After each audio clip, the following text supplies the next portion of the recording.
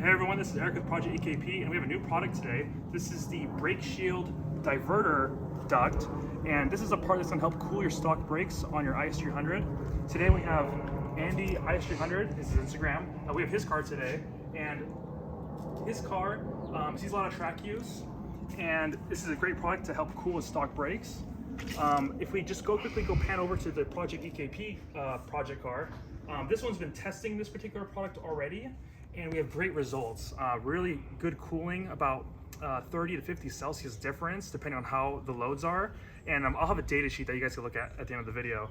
But going ahead, this is a fiberglass product, and as you can see, this is a black gel coat variant. And we'll be installing it on IS300 Andy's car. And just a little background, we have the stock wheels set up right now because I want to show you how the stock system is supposed to work on a stock wheel setup, and how a product like this could then improve your car's cooling for your brakes when you really push on the track or maybe on the canyons or wherever you go. So if you can hand me the camera here real quick, I'm gonna quickly point out some of the details here. So Andy's car doesn't have a front lip, which is great because it really has actually the maximum brake efficiency for cooling. So if we look at the left side of the car, this part here is a natural duct. This is actually a front spoiler, and this is actually the OEM inlet. This inlet points directly to the brake shield. If you could see it right there, this is the brake shield here. The pan underneath here, you can see how that works. So it sticks out from the inner barrel, and that's what captures air, and that air gets routed into the center of the rotor, which is really cool. So this is a really good setup, especially if you have stock wheels. So give the camera back to Andy. If you have aftermarket wheels, this could be obstructed.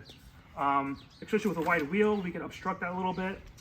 But also on this setup, from testing, I've overheated these brakes, no problem. Especially on a really hot day with really hard braking, good tires and good pads, you could overheat it even on stock setup. So this will not only help stock setup, it'll improve some of the cooling for your aftermarket setups in a very cheap, effective way where you can keep it mostly stock.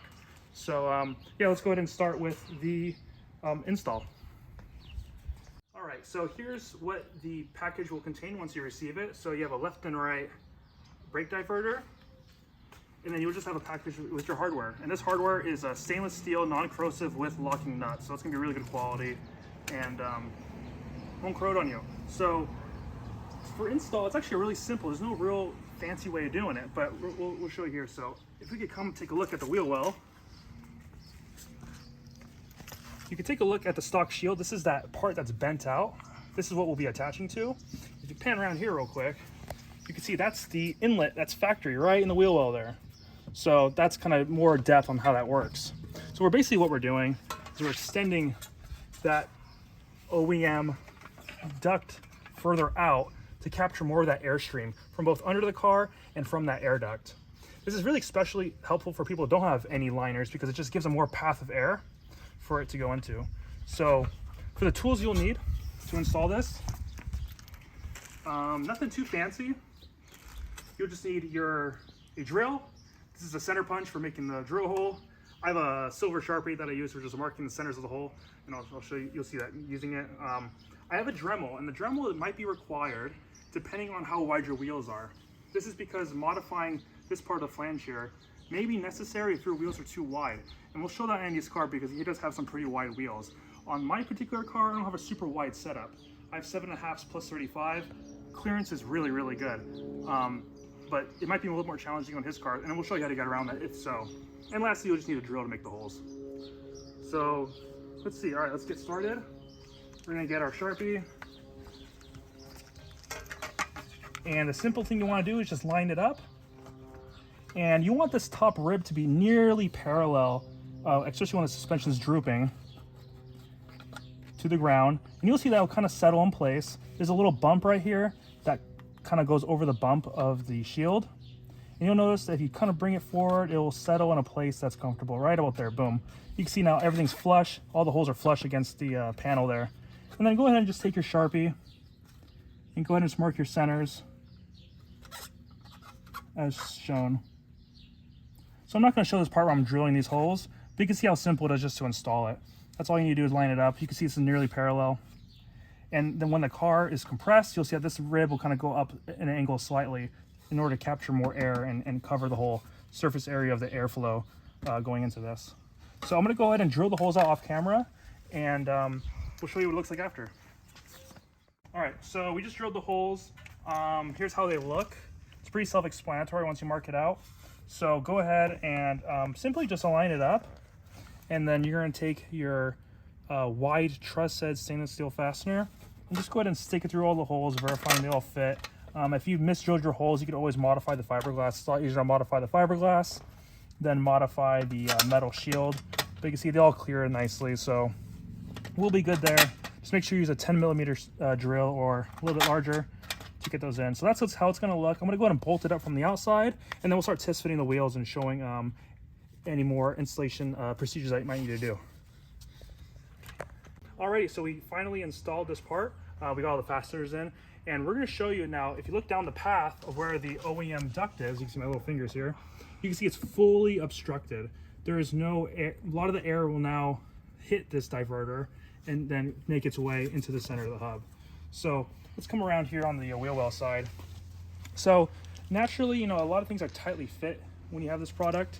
So a couple little things of advice. The first thing we did was we just slightly pushed the diverter out a little bit more. That's because we want this flange to clear the wheel, on the stock wheel at least. This flange helps a lot with stiffness, and this is why this is there, especially this top one. But it also helps with the air kind of capturing in a little funnel effect and kind of keeping it going in the direction we want. But on bigger wheels, you're going to see that you might have to trim this down. So we'll just kind of go over that real quick. And also, one thing I want to note too is that you can see how the reason for this design is because when you push on the duct, it's fully supported by the backside of this. If we put this part on the backside, for one, there's no room for this flange, but secondly, it's going to put all the load on the fasteners, which will pry this thing away, and then it's probably, you know, going to break off really easily. So let's go ahead and put on another wheel. With the stock wheel, we have a lot of clearance. We have about a finger's width, about that much from the inner barrel. I believe this is the 8.5-inch wheel. So we're going to put this on, and we'll get an idea on how that looks here. So this is a working clip. What's the offset on this wheel?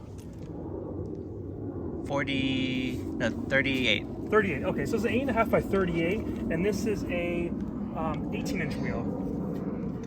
So to give a sense of perspective, if I could have the camera please, we have tons of good clearance here. So we have no issue here. You can see that down there, tons of clearance from the wheel. But we're gonna go ahead and put on Andrew's 17-inch by 9 plus 35 wheel, and then you'll see we might have an issue here. So you can see the different types of variances. An 8.5 is pretty good on an IS300. And once you start pushing 9s, it gets a little wide for this car, unless you roll your fenders or have a wider fender or have a really aggressive camber. Because Andy's car has a really aggressive camber, he makes these work pretty well.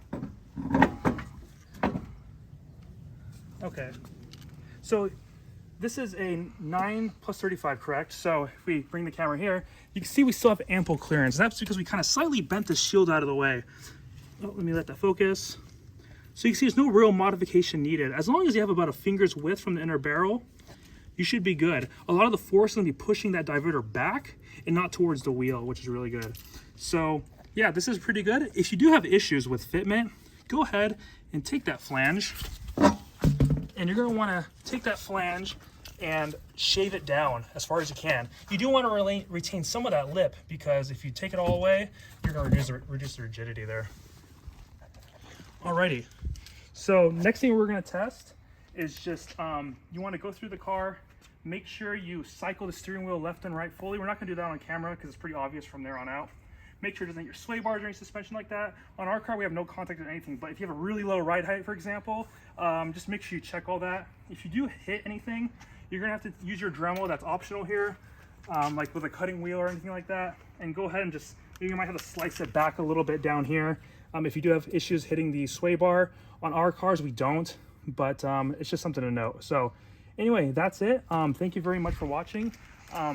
Please contact me for any questions, and in the description I'll point out the spreadsheet of our test data. A lot of it has been kind of averaged and interpolated a little bit, so that we don't have a massive data sheet, because we did do a lot of runs on this to test and make sure it works, and we did see good results, which is really good.